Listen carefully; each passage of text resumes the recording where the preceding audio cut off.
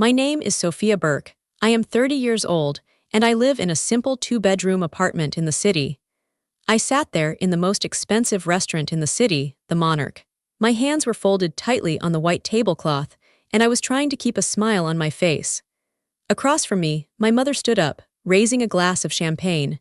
She looked at my younger sister, Lauren, with tears in her eyes. "To Lauren," Mom said, her voice loud enough for the whole room to hear. "The creative genius of this family, she is the daughter I am truly proud of." Everyone clapped. Lauren beamed like a queen. I clapped too, even though my chest felt tight. I was just the high school teacher. I was the boring one. Then the waiter walked past everyone else. He didn't look at my dad. He didn't look at Lauren, whose brand launch we were celebrating. He walked straight to me. He dropped a black leather folder in front of my plate. I opened it. The total was $3,450. My mother leaned over and whispered, "You know teacher salaries are stable, Sophia, support your sister." That was the moment the silence broke. I looked at the bill. Then I looked at my mother. And for the first time in my life, I didn't reach for my credit card. But before I tell you how everything flipped, like and subscribe, drop a comment. Where are you watching from? My name is Sophia Burke. I am 30 years old. I didn't cause a scene. I didn't scream. I just slid the black folder back across the table. It made a soft scraping sound against the white tablecloth.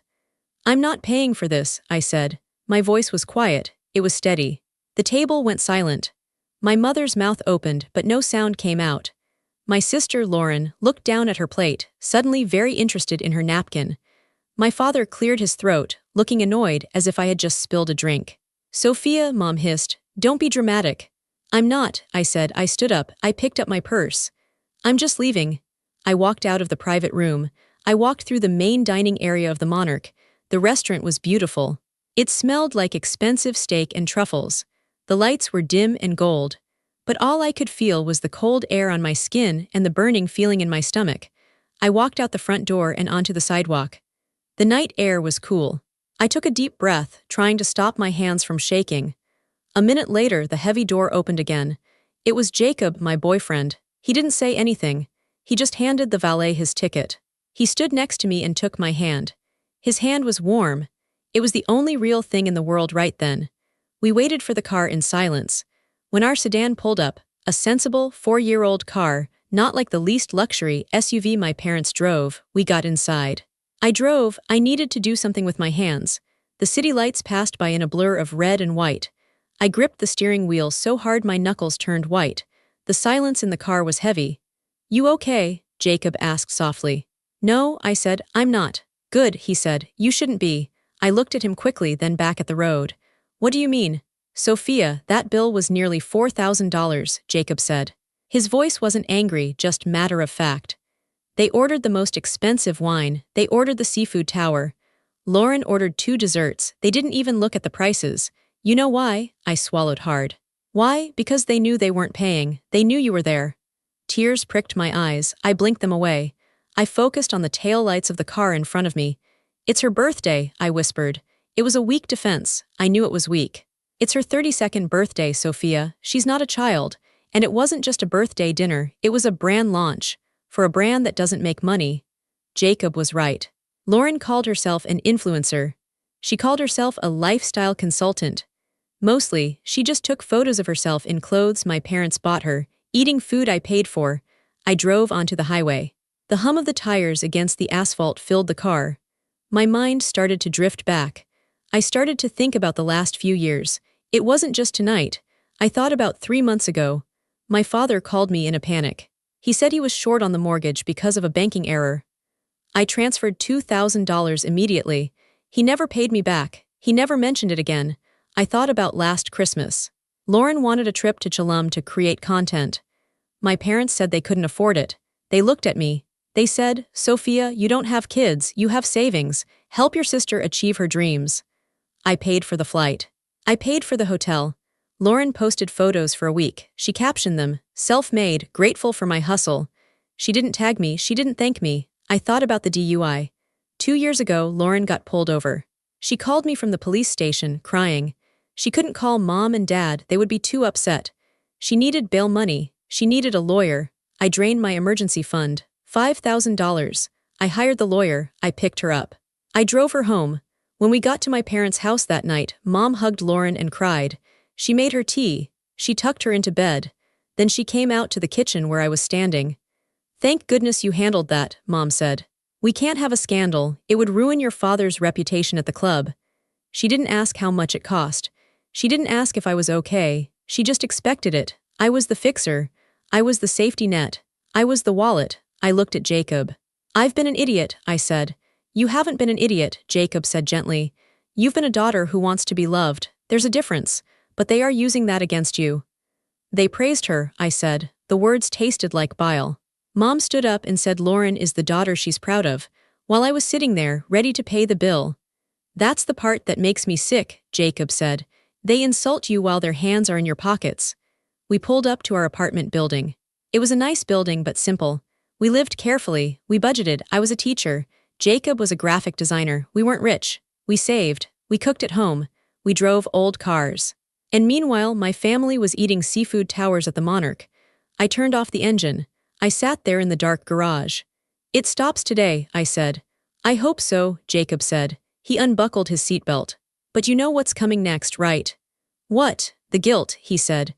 "They're going to come for you. They're going to make you feel like the bad guy. Are you ready for that?" I thought about the bill. $3,450. I thought about Mom's whisper, "Teacher salaries are stable." "I'm ready," I lied. I wasn't ready, but I had no choice. We got into the apartment. It was quiet. It was our sanctuary, but the peace didn't last long. My phone started buzzing in my purse before I even took my shoes off. ZZZT. It was an angry sound. I walked to the kitchen island and took the phone out. I laid it on the counter. The screen lit up.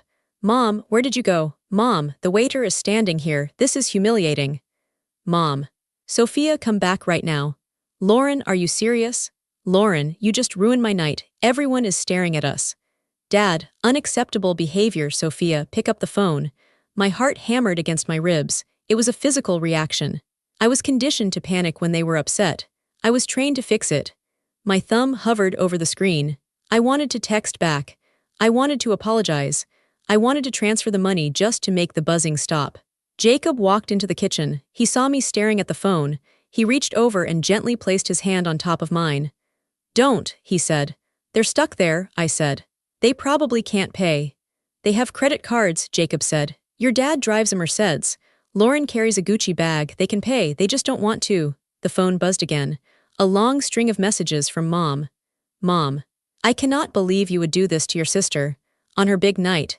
You know how hard she has worked for this brand. You are being incredibly selfish. We are family. We support each other." "Mom, the manager is threatening to call the police if we don't settle the bill. Do you want your father to be arrested? Is that what you want?" That was the hook. The guilt, the escalation. "Do you want your father to be arrested?" "She's saying they might get arrested," I said, my voice trembling. Jacob laughed. It was a dry, harsh sound. "They aren't going to get arrested. They will put it on a card. Stop reading them." But I couldn't stop. The messages kept coming. It was a digital storm. They were attacking me from every angle. "Lauren, I literally hate you right now. You're just jealous. You've always been jealous because I'm creative and you're just a teacher. You couldn't stand me having the spotlight. Dad, I am very disappointed in you. We raised you better than this. To walk out on a bill, it's cheap, it's classless." "Classless," I laughed. It was a broken sound. Dad called me classless. The man who expected his daughter to pay for his dinner without asking. Jacob shook his head. "That's rich." I sat down on the bar stool. I felt heavy. I felt drained. "Notice what they aren't asking," I said quietly. Jacob looked at me. "What?" "They aren't asking why I left. They aren't asking if I'm okay. They aren't asking if I'm sick or if something happened. They are only worried about the money. They are only worried about the embarrassment." I scrolled up through the chat history, years of it. "Can you Venmo me $50? Lauren. Forgot my wallet, can you cover lunch? Dad, need a deposit for the venue, I'll pay you back next week. Mom, there was never a how are you? There was never a I'm proud of you. Unless they needed something. They don't love me," I said. The realization hit me like a physical blow to the chest. It knocked the wind out of me. "They love what I do for them. They love the ATM." "Sophia," Jacob said. He came around the counter and hugged me. "I love you. Real love doesn't come with a bill." I leaned into him. I let myself cry for a minute, just a minute. Then I wiped my face. The sadness was turning into something else. It was turning into anger. Cold, hard anger. My phone buzzed again. Mom, we paid it. I had to use the emergency card. I expect a transfer of $3,500 by tomorrow morning, plus an apology letter to your sister. I stared at the number. $3,500. They rounded up. The bill was $3,450. They added $50 for themselves, or maybe for the tip. They expected me to tip the waiter who disrespected me. No, I whispered. I picked up the phone. I didn't text back. I didn't call. I turned the phone off. I held the power button until the screen went black. What are you doing? Jacob asked. I need to see it, I said. I need to see it all. See what? The numbers, I said. I need to know how much. I need to know exactly how much they've taken from me. I stood up and walked to the living room. I pulled my laptop out of my bag. I sat down on the sofa and opened it. The screen glowed blue in the dark room. I'm going to do an audit, I said. I opened a blank spreadsheet. The grid was empty, white boxes waiting to be filled. I logged into my bank account. I logged into my credit card portal. I logged into Venmo and PayPal. You don't have to do this tonight, Jacob said, sitting next to me. Yes, I do, I said. If I don't do it now, I'll talk myself out of it. I'll convince myself it wasn't that bad. I need the proof. I started with the current year. January, mortgage help for dad, $2,000. Lauren's car insurance she forgot to pay, $450. Mom's birthday gift, spa day she requested, $600. February, Lauren's website hosting fee, $300. Family dinner I paid, $280. Dad's investment opportunity, never heard about it again, $1,500. I typed them in, line by line, date, description, amount. The numbers started to add up fast. In just 2 months, I had spent over $5,000 on them. I went back to last year, the family vacation to Florida. They told me it would be a family bonding trip. They booked a large Airbnb. When we got there, Mom said, "Oh, Sophia, your father's card is having issues with the international transaction fees. Can you put the deposit down?" I put down $2,500. Then I paid for the groceries, $400. Then I paid for the rental car, $600. I typed it all in. I went back to the year before. The DUI. Lawyer retainer, $3,000. Court fees, $1,200. Towing fees, $400. I remembered that night clearly. Lauren crying in the holding cell, me sitting on the hard metal bench waiting for the paperwork. I missed a day of work. I used my sick days. I added a new column to the spreadsheet. I called it emotional cost. Next to the DUI expenses, I typed, missed work, stress migraine. Lauren blamed me for not driving her, said I should have been at the party to stop her. Next to the Florida trip expenses, I typed, slept on the pull-out couch while Lauren got the master bedroom. Mom said I didn't mind because I was single. I kept going back. 3 years, 4 years, 5 years. The room grew darker. The only light was the laptop screen. My eyes burned. My fingers flew across the keys. Jacob brought me a glass of water. He watched the total at the bottom of the screen grow. $10,000, $25,000, $32,000. It was a down payment on a house. It was a new car. It was my retirement fund. I could have bought a house, I whispered. I'm still renting this apartment and I could have bought a house. They stole your future, Jacob said. He sounded angry now, bit by bit. I found smaller things too, streaming services, Netflix, my account, Spotify, my account, Amazon Prime, my account. I checked the order history on my Amazon account. Face cream shipped to Mom. Bluetooth speaker shipped to Lauren. Golf balls shipped to Dad. They had my password. They just clicked buy now and shipped it to themselves. I never checked the small charges. I just paid the bill at the end of the month. I trusted them. I'm such a fool, I said. You're not a fool, Jacob said firmly. You're a victim of theft. This is theft, Sophia. Just because they are family doesn't mean it's not stealing. I reached the bottom of the 5th year. I summed up the column. Total financial cost, $42,350. $42,000. I stared at the number. I felt sick, physically sick. That was money I worked for. I stood on my feet all day teaching high school history. I graded papers until midnight. I dealt with angry parents and difficult administration. I saved every penny I could, and they took it. They ate it. They drank it. They wore it. There's something else, Jacob said. He was looking at a specific entry on my credit card statement from 6 months ago. What? Look at this, he pointed to the screen. I looked. July 14th, the Monarch restaurant. $1,500. July, I frowned. We weren't at the Monarch in July. I remember July. I was teaching summer school. Read the transaction details, Jacob said. He clicked on the little arrow to expand the line item. The text expanded. Transaction type, deposit, description, private room reservation. Event date, August 20th. Hold for Burke anniversary. My blood ran cold. I froze, I stared at the words. Burke anniversary. August 20th was my parents' 30th wedding anniversary. I remembered August. I remembered it very clearly. I had called Mom in early August to ask what they wanted to do. I remembered the conversation perfectly. I was standing in the kitchen, chopping vegetables. Oh, Sophia, Mom had said, sounding tired. We're not doing anything this year. Money is so tight. Your father's business is slow. We'll probably just order Chinese food and watch a movie. Don't worry about us. I had felt so guilty. I felt guilty that they were broke, so I sent them a card with a $200 check inside. I wrote, "Have a nice dinner on me." They cashed the check, but looking at the screen, I saw the truth. They had booked the Monarch. They paid a $1,500 deposit. They had a party, I whispered. They had a 30th anniversary party. And you weren't invited, Jacob said. But who paid the rest? I asked. This is just the deposit, $1,500. I pulled out my phone. I turned it back on. It buzzed instantly with more angry texts, but I ignored them. I opened Instagram. I went to Lauren's profile. I scrolled back. July, August 20th. There it was, a carousel of photos. Caption. Cheers to 30 years of love. Happy anniversary to the best parents in the world. So glad we could celebrate in style.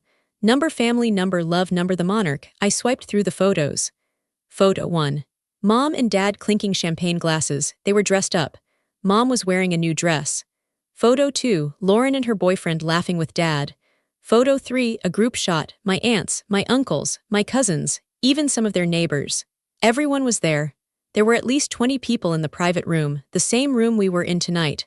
I wasn't in any of the photos. I wasn't there. I scrolled to the comments. Aunt Becky, beautiful night. So glad we could celebrate. Cousin Mike, great food, great company. Mom, thank you for organizing this, Lauren. You are such an angel. My stomach dropped. Thank you for organizing this, Lauren. I looked back at my bank statement. July 14th. The Monarch. $1,500. I paid the deposit. I used my card.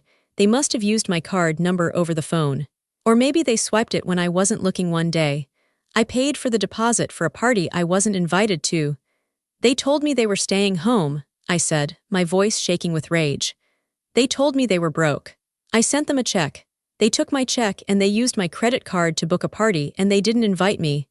Why? Jacob asked. Why wouldn't they invite you? I looked at the photos again. Everyone looked glamorous. Everyone looked rich. Because I don't fit the brand, I said. I'm the teacher, I drive the old car, I wear sensible clothes. Lauren is the influencer. Having me there, having the boring sister there, it ruins the aesthetic. Or maybe, I paused. A darker thought came to me. Maybe they didn't invite me because if I was there, I would know how much it cost. If I wasn't there, they could just steal the money for the deposit and hope I never noticed the charge. They hid the line item.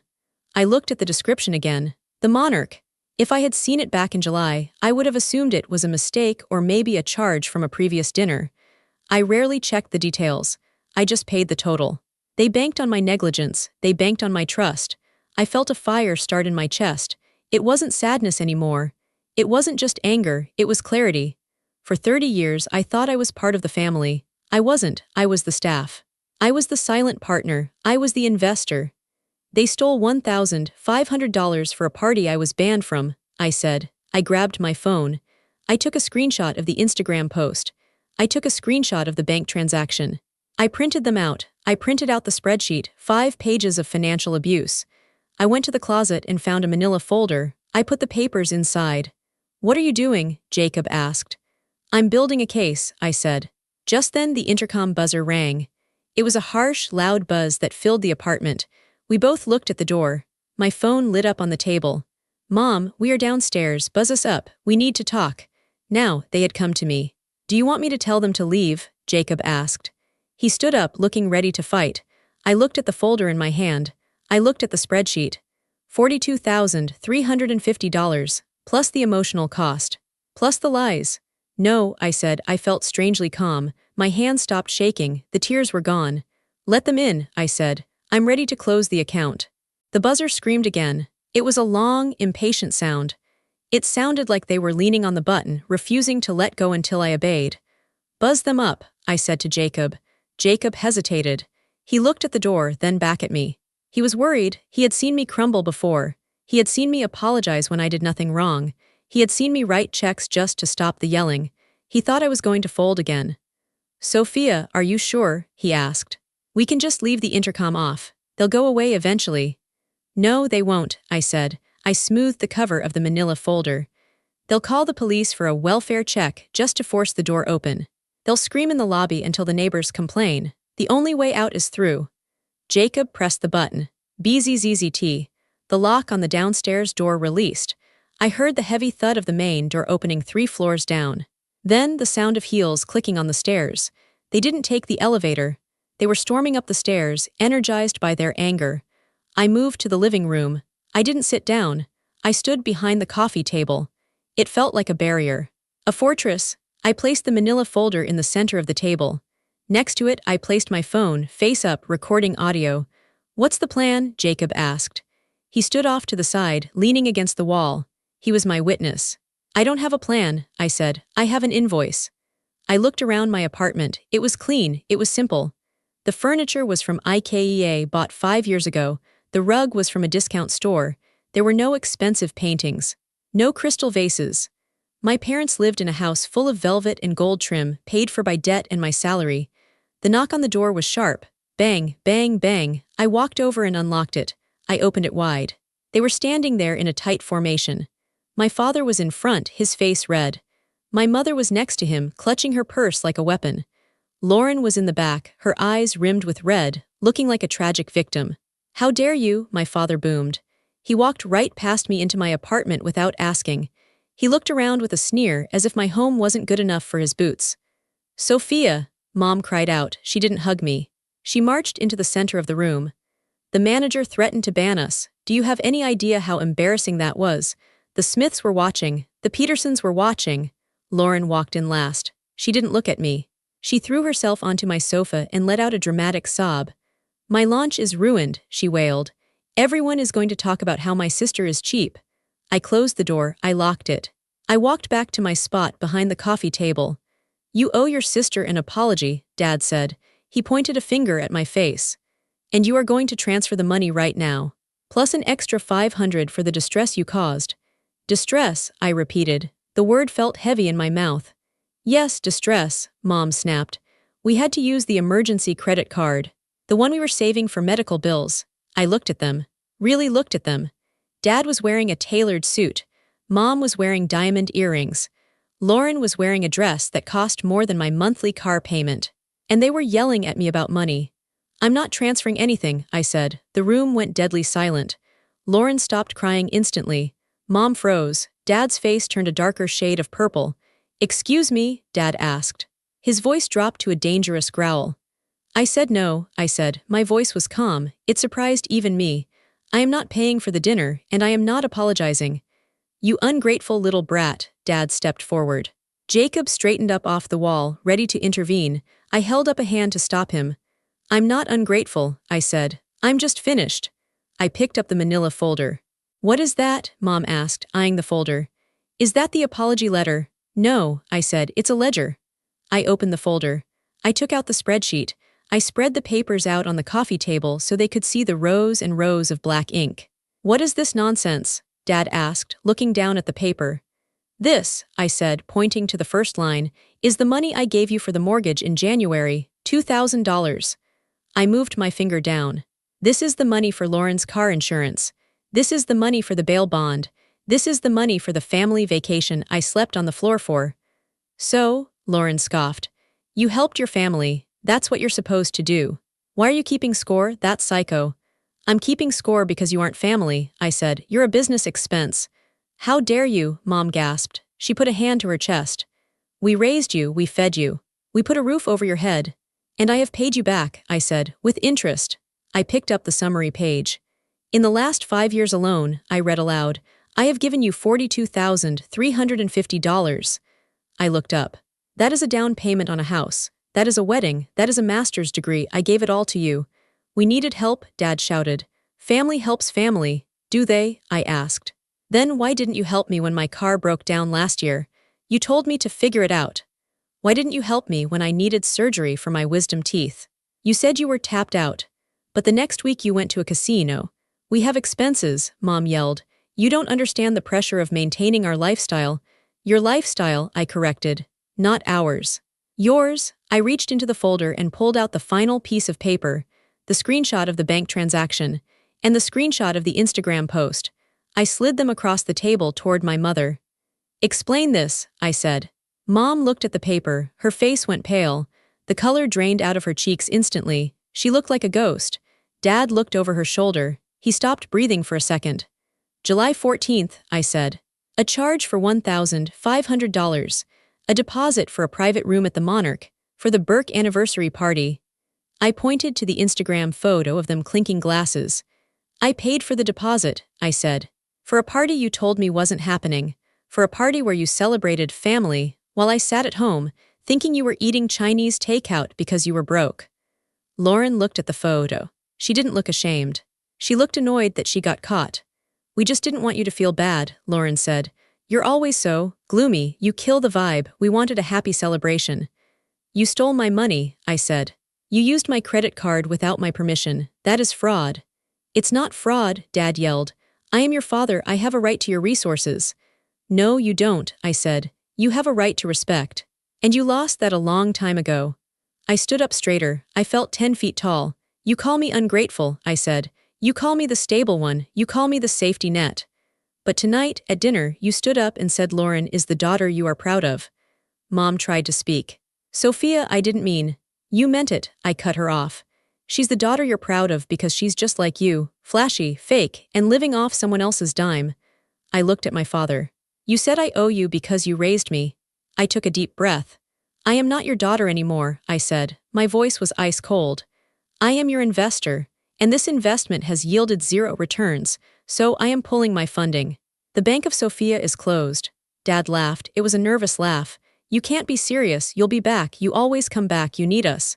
I don't need you, I said. I never did. You needed me. I pointed to the door. Get out. You can't kick us out, Lauren said. She crossed her arms. I'm not leaving until you apologize and transfer the money. Jacob, I said, hand me the phone. Jacob handed me my phone. I am dialing 9-1-1, I said calmly. I am going to report a theft of $1,500 via credit card fraud. I have the receipt. I have the proof that I wasn't at the event. I have the IP address log from Amazon where you ordered things to your house using my account.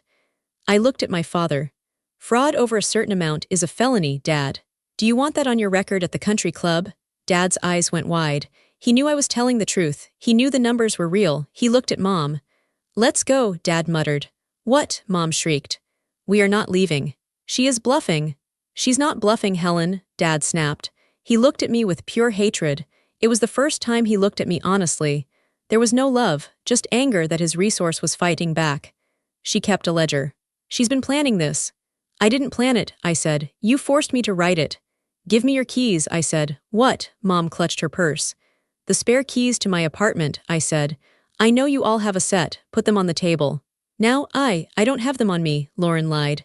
Check your purse, I said, or I call the cops. Lauren groaned. She dug into her expensive bag and threw a key onto the table. It hit the wood with a loud clack. Mom hesitated. She looked at me with tears in her eyes.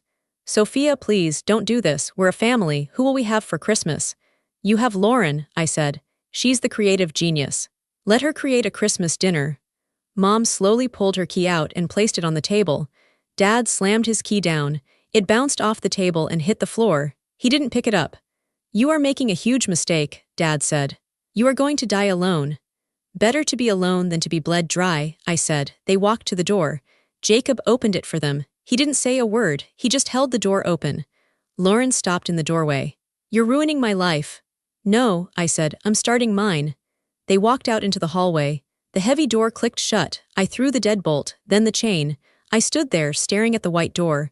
I waited for the tears. I waited for the panic. I waited for the overwhelming guilt that always came after I stood up for myself. But it didn't come. Instead, my shoulders dropped. The tightness in my chest loosened. The headache that had been throbbing behind my eyes for years vanished. I looked at Jacob. He was smiling. "You did it," he said. "I did it," I whispered. I looked at the keys on the table, 3 little metal keys. They looked like trash. I picked them up and threw them in the garbage can. The apartment was quiet, but it wasn't a lonely quiet. It was a peaceful quiet. It was Sunday morning. Usually, on Sunday mornings, I would be panic cleaning because Mom might drop by. Or I would be rushing to answer texts from Lauren about her latest crisis. Today, I was drinking coffee. I was sitting on the balcony watching the birds. My phone sat on the table. It was silent. I had blocked them, all of them. It was hard at first. The first week, they tried to call from different numbers. My aunts called me to tell me I was being cruel. My cousins messaged me on Facebook. I sent them all the same message. A screenshot of the spreadsheet total, $42,350, and a note that said, "I have paid my dues, I am retired." Then I blocked them too. I opened my banking app on my phone. Savings account. $8,400. It wasn't a fortune, but it was mine. For the last 3 months, my paycheck stayed in my account. No emergency transfers, no bail money, no paying for brand launch dinners. I saw a charge for $12 for Netflix. It was just me and Jacob on the account now. I had changed the password. I saw a charge for groceries, just food for us. I clicked on a new folder I had made called Tokyo Fund. I had always wanted to go to Japan, since I was a little girl. I loved the history, I loved the food, but I never went. My parents always said it was too far or too expensive, and then they would ask me to pay for their trip to Florida. I transferred $500 into the Tokyo Fund. "Hey," Jacob came out onto the balcony. He was holding 2 bagels. "What are you smiling at?" "Japan," I said. "I think we can go in the spring, during cherry blossom season." "We have the money?" he asked. "We have the money," I said. "And we have the time. No family obligations." Jacob sat down next to me. "Have you heard from them?" "My aunt posted something yesterday," I said. "I saw it before I blocked her. Apparently, Mom and Dad are selling the boat. And Lauren had to get a job at a retail store." "Retail?" Jacob laughed. "She must hate that." "She probably does," I said, "but she's learning, finally." I didn't feel happy about their struggle. I wasn't vindictive, I just felt detached. It wasn't my problem. Their bills were not my bills. Their drama was not my drama. I took a bite of my bagel. It tasted better than any seafood tower at the Monarch. I realized that for the first time in 30 years, I wasn't afraid of my phone ringing. I wasn't afraid of the mail. I wasn't afraid of judgment. I was just Sophia. And that was enough. I stood in the center of my living room, the same room where I laid out the ledger, the same room where I cut the cord. It felt different now. Lighter. I used to think that cutting off my family would kill me. I thought the loneliness would be unbearable. We are taught that family is everything. Blood is thicker than water. Honor your father and mother. But nobody tells you what to do when your family is the water drowning you. Nobody tells you that sometimes honor looks like walking away. I lost my parents. I lost my sister. But I looked at the mirror on the wall. I saw a woman who looked rested. I saw a woman with a savings account. I saw a woman who had a partner who respected her. I gained my life back. I walked over to the camera I had set up. I sat down. I looked directly into the lens. My voice was steady. My hands were still. "If you are watching this," I said, "and you feel a knot in your stomach every time your phone rings, listen to me. If you are the one who always pays, the one who always fixes, the one who is always stable while everyone else is chaotic, stop. You are not a bank. You are not a rehabilitation center for broken adults. You are a person, and you do not owe anyone your peace, not even the people who gave you life." I smiled, a real small smile. I walked away from a $3,450 bill, and I saved my own life. You can do it too. It's scary. But the silence on the other side, it's beautiful. If you've ever had to cut someone off to save yourself, drop a comment below and tell me where you're watching from. I want to know I'm not alone. And please like and subscribe for more stories about boundaries, self-respect, and quiet revenge. I reached out and turned off the camera. I was done telling the story. Now I was ready to live it.